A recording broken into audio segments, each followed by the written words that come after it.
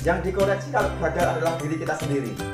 Karena di dalam beternak ini perlu keseriusan, perlu ketekunan, perlu keuletan, perlu banyak hal yang harus diperhatikan.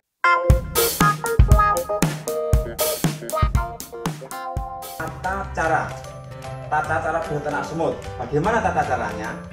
Yang jelas satu, harus disiapkan tempat atau ruangan yang memang kondisi sirkulasi udaranya cukup. Artinya kalau di dalam ruangan, di dalam kamar harus ada namanya jendela atau roster atau angin-angin kalau bahasa Jawanya.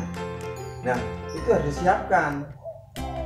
Kemudian cara membuat raknya, kondisikan bagaimana cara membuat raknya. Sebetulnya rak ini tidak ada ukuran yang baku, tetapi harus disesuaikan dengan jumlah toplesnya. Oh, kalau toplesnya jumlahnya 1 lusin, raknya juga harus sekian ukurannya. Tidak diperbolehkan bahwa jumlahnya sedikit, raknya terlalu besar lah, nanti semut itu malah berkeliaran semuanya sehingga kelihatannya tidak akan berkembang. Padahal juga berkembang juga, namun kelihatannya lama. Karena apa? Karena semut banyak yang berkeliaran di luaran atau di raknya ini. Yang perlu digarisbawahi adalah bahwa semut ini tidak suka hal-hal yang berbau tajam kimia. Apapun bentuknya, yang penting berbau tajam kimia, hindarkan. Makanya isolatornya harus memakai yang tidak berbau kimia tajam juga, contohnya minyak goreng, itu lebih aman sehingga nanti tidak akan mengganggu proses produksi telurnya. Tempatnya juga harus dihindarkan seperti itu. Jadi hindarkan hal-hal yang berbau tajam kimia, termasuk tempatnya. Tempatnya ini saya rekomendasikan yang bentuknya mika, jangan plastik lah. Nanti susah untuk berkembangnya atau semakin lambat berkembangnya.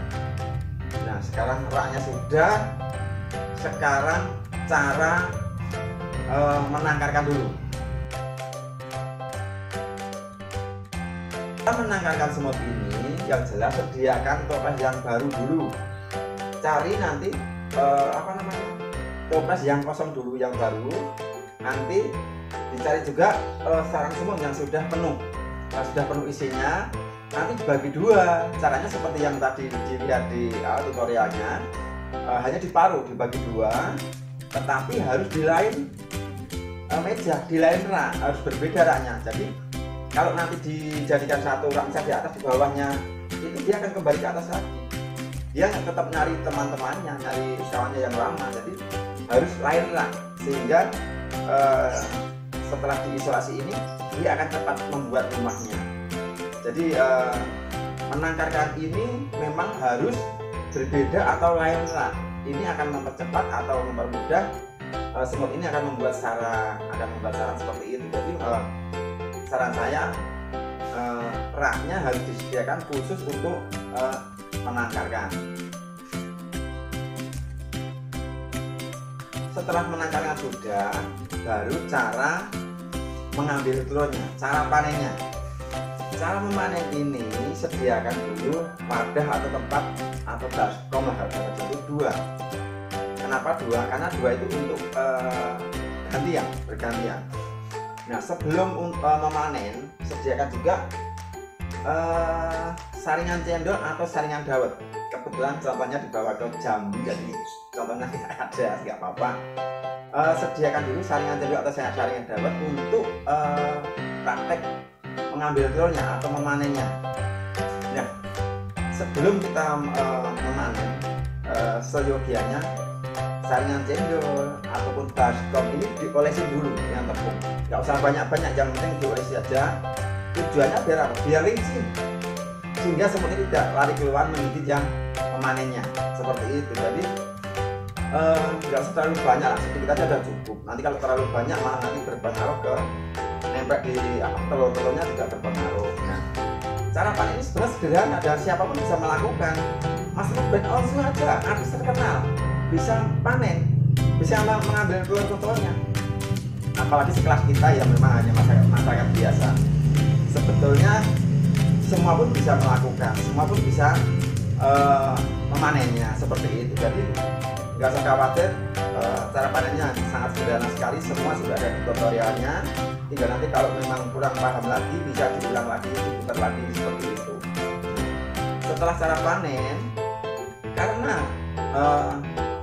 bibit semut ini juga lagi diminati orang-orang pecinta burung, sehingga tidak menutup kemungkinan bibit ini bisa kita kirim keluar kota, bahkan keluar pulau. Nah, hanya cara packingnya yang harus hati-hati. Ya, cara packing inilah yang memang kita kondisikan semutnya aman, semutnya nyaman sampai di tempat tujuan. Nah, cara packingnya itu hanya harus hati-hati. Semua lubang harus ditutup. Banyak cuma satu ditutup. Packingnya juga harus dilem pakai selasi sehingga semut tidak akan bisa keluar. Namun demikian, yang dilubangi adalah nanti tutupnya untuk sirkulasi udara. Bukan pokoknya yang ini dilubangi kecil-kecil, bukan. Kalaupun ini dilubangi kecil-kecil, pasti akan ditutup dengan sendirinya sama si semut. Coba praktek. Lubang lebih dari satu yang semua akan ditutup, hanya satu yang disisakan. Jadi hanya satu lubang yang akan disisakan oleh si semut ini. Seperti itu kan. Cara pakai sudah, sekarang tinggal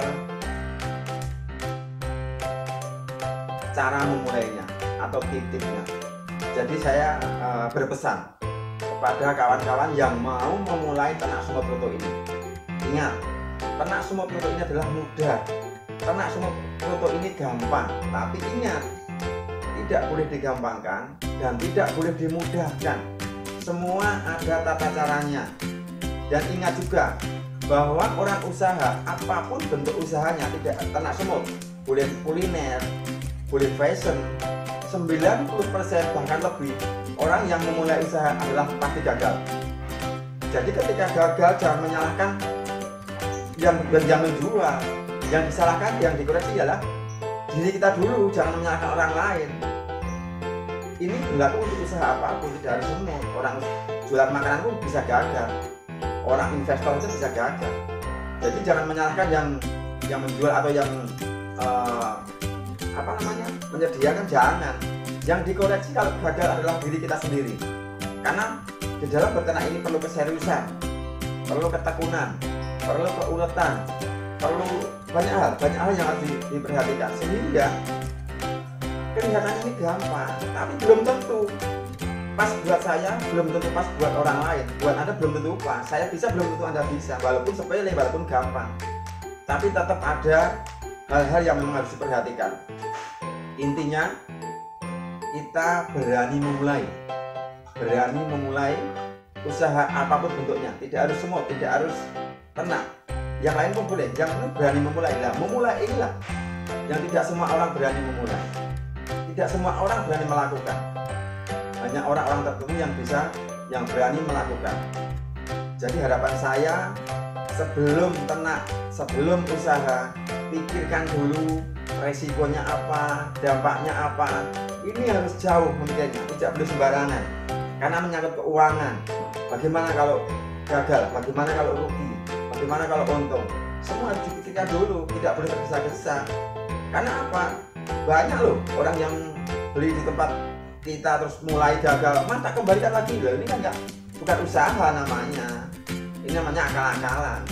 Saya itu hanya mengajari bagaimana cara ternak semut pluto ini, bagaimana cara mengambil telur semut pluto ini, sehingga kalau sudah memahami silahkan mau beli di tempat kita boleh, tidak pun nggak ada masalah. Saya itu hanya biar punya penghasilan semuanya. Kalau berhasil, kalaupun tidak, yang penting mulai usaha. Seperti itu. Jangan gagal terus dibalikin lagi, nggak boleh. Itu namanya akal-akalan. Contoh yang paling gampang seperti ini. Orang jualan bakso, dia udah belanja terigu, sudah dibuat bakso, sudah disusun dalam gerobak. Setelah siap jalan, dia juga nggak tahu siapa pembelinya. Tapi ketika gerobak didorong, mangkok dipukul teng, orang pasti akan tahu bahwa itu jualan bakso. Namun demikian juga ada yang tidak laku orang jualan bakso. Apalagi kalau dia tidak laku mau dikembalikan ke tukang terigu, nggak seperti itu kan. Makanya sebelum memulai usaha apapun bentuk usahanya, pikirkan dulu untung rugi resikonya. seperti itu, sehingga kita akan memahami dan benar-benar paham. Saran saya hanya sedikit itu, mudah-mudahan